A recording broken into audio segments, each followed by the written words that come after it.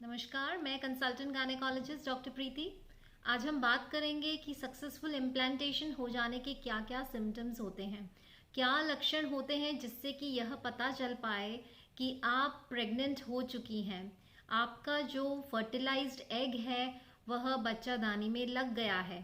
Implantation का मतलब होता है चिपक जाना, यानी कि जब आपका अंडा और स्पर्म दोनों फर्टिलाइज हो जाते हैं फेलोपियन ट्यूब के अंदर, उसके बाद वह बहुत जल्दी जल्दी मल्टीप्लाई करते हैं, कई सारे सेल्स बन जाते हैं और वह ट्रैवल करते हैं बच्चादानी या यूट्रस की तरफ। यूट्रस में आने के बाद वह उसकी वॉल जो इनर लाइनिंग होती है उसके ऊपर चिपक जाता है और इसी चिपकने की प्रोसेस को हम बोलते हैं इम्प्लांटेशन। तो यह जो इम्प्लांटेशन है यह प्रेगनेंसी के लिए बहुत ज़रूरी है। इम्प्लांटेशन होने के बाद में सारे हार्मोन्स चेंजेस होते हैं, प्रोजेस्टेरॉन, ईस्ट्रोजन, एचसीजी, प्लेसेंटा का फॉर्मेशन होता है और इन्हीं हार्मोन्स के चेंजेस के कारण कुछ लक्षण बॉडी के अंदर दिखाई देते हैं। तो आज हम इन्हीं लक्षणों के बारे में बात करेंगे कि क्या इम्प्लांटेशन सक्सेसफुल हुआ है, क्या प्रेगनेंसी ठहरी है, क्या इम्प्लांटेशन हो गया है। तो इन्हीं सब सिम्टम्स के बारे में आज हम बात करते हैं। सबसे पहले तो बात करें इम्प्लांटेशन ब्लीडिंग की। तो ये जो इम्प्लांटेशन ब्लीडिंग होती है यह लगभग 25% फीमेल्स के अंदर देखी जाती है और यह जो ब्लीडिंग है यह नॉर्मल पीरियड्स की तरह नहीं होती, काफ़ी कम होती है, स्लाइट ब्लीडिंग होती है, पिंकिश ब्राउनिश कलर की होती है। 1 से 2 घंटे से लेकर 1 से 2 दिन ज़्यादा से ज़्यादा यह रहती है और उसमें भी ऑफ एंड ऑन रहती है। कंटिन्यूस फ्लो, जो नॉर्मल फ्लो जो पीरियड्स में रहता है उस तरह से नहीं होती। आपको इसके दौरान जो क्रैम्प्स हैं वह भी काफ़ी कम होते हैं। तो यह तो है इम्प्लांटेशन ब्लीडिंग, इसके लिए कोई ट्रीटमेंट की ज़रूरत नहीं पड़ती है और यह जो है अपने आप ही ठीक हो जाती है और ज़रूरी नहीं है कि यह सभी महिलाओं में देखी जाए। इसके अलावा हो सकता है आपका नौजिया, वॉमिटिंग यानी कि जी मिचलाना। यह जो हार्मोन्स चेंजेस होते हैं इनकी वजह से आपको नौजिया, प्रोजेस्टेरॉन हार्मोन चेंज होता है तो वॉमिटिंग की टेंडेंसी महसूस होती है, कई बार वॉमिटिंग हो भी जाती है। तो यह सब हार्मोन के चेंजेस होने की वजह से होता है। इसके अलावा आपको ब्लोटिंग फील होता है। ब्लोटिंग भी जो है वो प्रोजेस्टेरॉन हार्मोन जो है वो चेंज होता है, उसमें जो डिसबैलेंस होता है उसकी वजह से डाइजेशन आपका प्रॉपर नहीं होता और आपका जो है पेट हमेशा भारी भारी ब्लोटिंग सेंसेशन आपको फील होती है। स्लाइट क्रैम्प्स आपको फील हो सकते हैं। इसके अलावा मूड स्विंग्स, कई बार बैठे बैठे आपको रोना आ जाता है, किसी भी छोटी छोटी बात पे आप चिड़चिड़े हो जाते हैं, गुस्सा आ जाता है। मूड स्विंग्स आपको काफ़ी अधिक इसमें हो सकते हैं।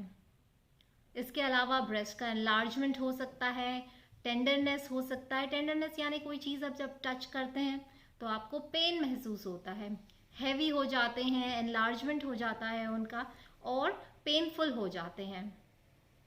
इसके अलावा आपको जो है मूड स्विंग्स के साथ साथ आपकी खाने की जो टेंडेंसी है वह भी चेंज हो सकती है। फूड एवर्जन्स हो सकते हैं या फिर फूड क्रेविंग्स, यानी फूड क्रेविंग्स यानी कि किसी की भी चीज़ को खाने का आपका बहुत ज़्यादा मन है, किसी भी टाइम हो सकता है मन, रात में भी हो सकता है, सुबह में भी हो सकता है। या फिर फूड एवर्जन, पहले आपको जो चीज़ें पसंद आती थी अब वह आपको अच्छी नहीं लगती हैं, तो यह हुआ फूड एवर्जन। यानी कि काफ़ी इसमें जो खाने पीने की जो टेंडेंसी है वह चेंज होती है। कई बार बहुत अधिक भूख लगती है तो इसमें आपका जो एपेटाइट है वह भी काफ़ी बढ़ जाता है। आपको थकान महसूस हो सकती है, फटीग है, एग्जॉशन है, आप बहुत जल्दी टायर्ड हो जाते हैं, थक जाते हैं। इसके अलावा जो है आपका हेडेक हो सकता है। हेडेक जो है वो प्रोजेस्टेरॉन हार्मोन के कारण आपका हेडेक हो सकता है। और एक सिम्टम है इम्प्लांटेशन डिप जिसे हम कहते हैं। इम्प्लांटेशन डिप यानी कि एक दिन के लिए आपका जो टेम्परेचर है वह कम हो जाता है।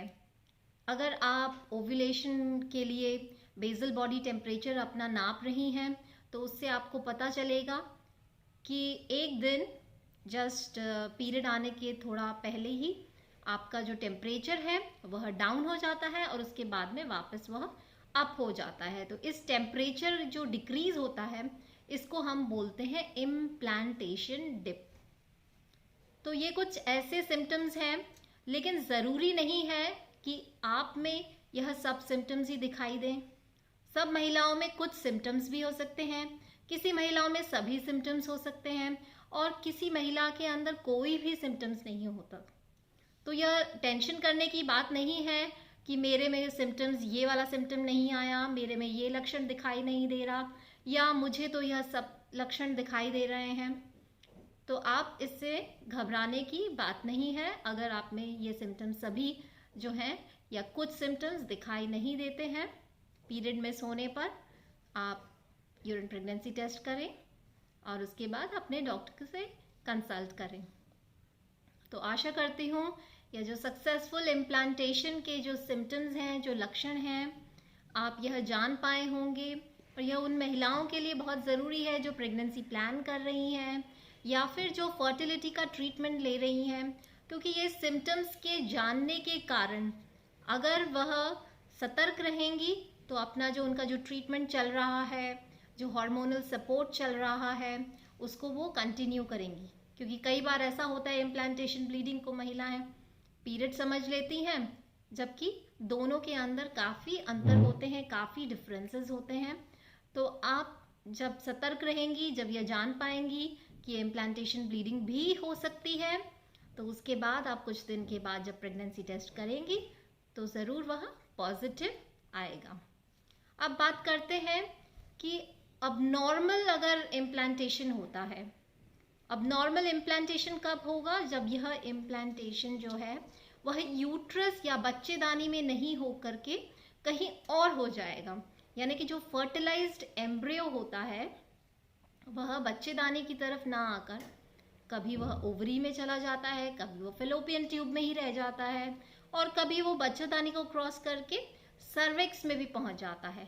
तो यह जो कंडीशन होती है इसे हम कहते हैं एक्टोपिक प्रेगनेंसी। तो यह जो एक्टोपिक प्रेगनेंसी है यह एक लाइफ थ्रेटनिंग कंडीशन होती है।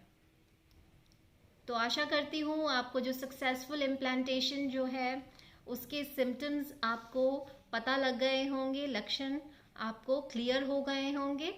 फिर मिलेंगे नई मेडिकल इन्फॉर्मेशन के साथ। नमस्कार।